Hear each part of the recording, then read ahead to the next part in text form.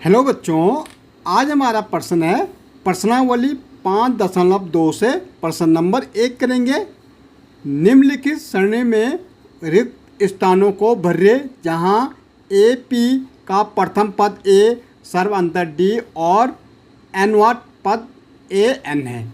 भाई हमें क्या करना, रिक्त स्थान भरना। अब देखो ए बराबर हमें कितना दे रखा, 7 दे रखा, डी बराबर 3 दे रखा, एन बराबर 8 दे रखा, ए एन हमें निकालना है। ठीक है, ये हमारे अब हमारा जो ए एन निकालता है किससे निकालता है, A plus N minus 1 D equal to क्या होता है हमारा ए एन होता है। भाई ए हमें कितना दे रखा है, 7 दे रखा है, एन हमें कितना दे रखा, 8 दे रखा -1, और डी हमें 3 दे रखा। हमें निकालना ए एन। पहला पार्ट हमारा है, देखो 7 प्लस 8 में से एक गया 7, ठीक है, गुणा गया 3 और हमें ए एन निकालना। तो 7 प्लस 7 यहाँ कितना हो जाएगा 21 इक्वल टू ए एन, और 7 और 21 कितना होता है हमारा 28 हो जाएगा। प्लस कर दो, ए एन बराबर हमारा कितना आ जाएगा 28 आ जाएगा। ए एन बराबर हमारा कितना आ जाएगा 28 आ जाएगा। ये हमारा प्रथम पार्ट था।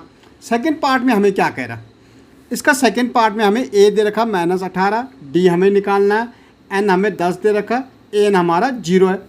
भाई हमने बोला हमारा क्या सूत्र होता है, ए प्लस एन माइनस 1 गुणा गया d equal to a n होता है।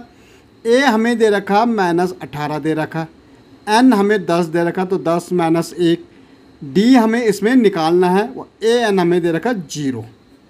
ओके भाई, -18 तो ऐसे ही रहेगा, प्लस 10 में से 1 गया 9, और 9 को गुणा करेंगे डी के साथ तो क्या हो जाएगा 9 डी, ओके, बराबर 0। भाई ये पीछे चला जाएगा तो 9 डी बराबर 9, डी बराबर कितना हो जाएगा, यहाँ माइनस है, पीछे जाके क्या हो जाएगा प्लस हो जाएगा, 18 हो जाएगा, और डी बराबर 18/9, 9 दूनी 18, डी हमारा कितना आ गया 2 आ गया। तो डी बराबर हमारा कितना आ गया 2 आ गया। ऐसा हमारा तीसरा पार्ट है।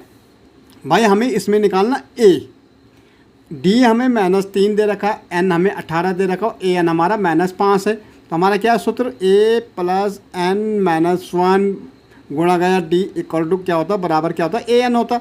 ए हमें निकालना भाई, एन हमें कितना दे रखा 18 दे रखा, 18 में से 1 गया, डी हमारा -3 है, ए एन हमारा -5 है, ठीक है, ऋण 5 है।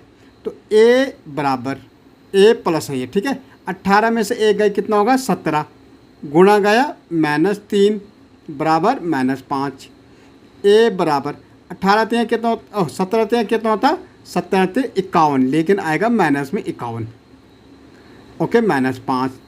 तो ए बराबर प्लस माइनस क्या होता है -51 हो जाएगा, बराबर -5, और ए बराबर पीछे जाके -5, यहाँ माइनस था, पीछे जाके ये क्या हो गया +51 हो गया। ए बराबर 51 में से 5 गए, कितना बचेगा भाई, 51 में से 5 गए हमारा बचेगा 46। तो ए बराबर हमारा कितना आ गया 46 आ गया। ओके, ऐसे हमारा इसका चौथा पार्ट हमारा क्या है भाई, चौथा पार्ट देखेंगे हमारा।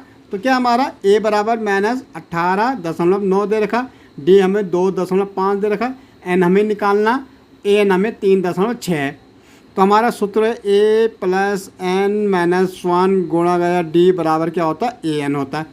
ए हमारा कितना है भाई -18.9 है, प्लस एन हमें निकालना, तो एन -1 ऐसे रह जाएगा, डी हमारा 2.5 है, और ए एन हमारा 3.6 है।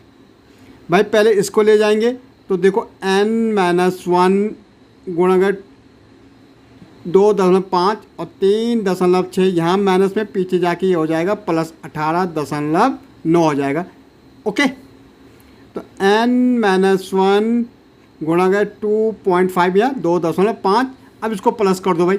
देखो 3.6 और 18.9 को क्या करना, जोड़ना है।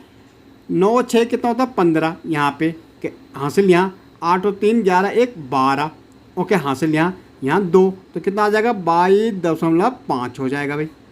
अब ये गुणा में यहाँ तो भाग में चला जाएगा, तो n -1 इक्वल टू क्या होगा 22.5 गुणा गया और भाग गया 2.5।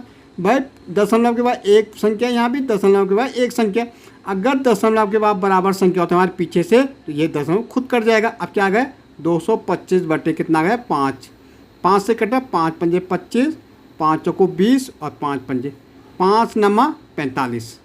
ओके, तो n माइनस 1 इक्वल टू हमारे कितना आया 9। अब ये पीछे जाएगा भाई 1, तो n बराबर 9, ये माइनस से पीछे आके प्लस हो जाएगा, तो n बराबर हमारा कितना आ गया 10 आ गया। तो n हमारा कितना आ गया 10 आ गया। ओके भाई, ऐसे हमारा देखो a दे रखा, n 0 दे रखा, a n निकालना, तो हमारा सूत्र a plus n minus 1 d equal to क्या होता है a n होता है। a कितना भाई 3.5 है, प्लस n हमें कितना दे रखा 0 दे रखा, तो 0 minus 1 d equal to 1 n हमें d 0 दे रखा, d हो गई ये 0, ठीक है, तो ये हमारे d 0 हो गई। तो क्या 3.5 प्लस n हमें कितना दे रखा 100, 105 माइनस 1 और d हमें कितना दे रखा 0 दे रखा, a n हमें निकालना है। 3.5 बराबर 105 में से 1 गया कितना बचेगा 104 और गुणा गया 0 बराबर a n भाई 3.5, ये तो पूरा 0 हो जाएगा क्योंकि 0 से गुणा करोगे तो 0 हो जाएगा a n, तो a n बराबर हमारा 3.5 आ जाएगा। ओके, इस ढंग से हम इसको कर सकते हैं।